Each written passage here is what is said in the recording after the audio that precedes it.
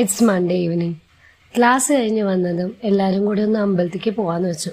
Actually Sunday evening plan ചെയ്തതാട്ടോ. അന്ന് നല്ല മഴയായതുകൊണ്ട് പോകാൻ പറ്റിയില്ല.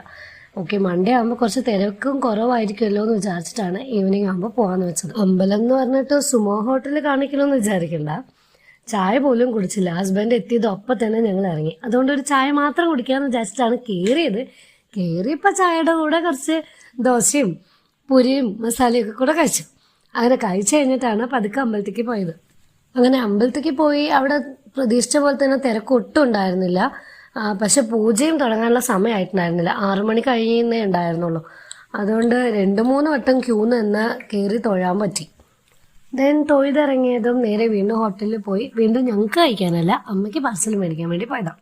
അങ്ങനെ പാർസൽ മേടിച്ചിട്ട് കുറച്ച് ദൂരം നടക്കാമെന്ന് വെച്ചു. ഓട്ടോ വിളിച്ചപ്പോൾ ഓട്ടോ വരുന്നേ ഉണ്ടായിരുന്നുള്ളൂ. അതുകൊണ്ട് കുറച്ച് ദൂരം നടക്കാമെന്ന് വെച്ച് ചെറാക്കോട് വരെ നടന്നിട്ടാണ് പോയത്. പോകുന്ന വഴിക്ക് വെൽമേ കയറി കുറച്ച് ബ്രെഡും കുറച്ച് സ്നാക്സും ഒക്കെ കൂടെ മേടിച്ചിട്ടാണ് ഓട്ടോയ്ക്ക് വെയിറ്റ് ചെയ്തത്.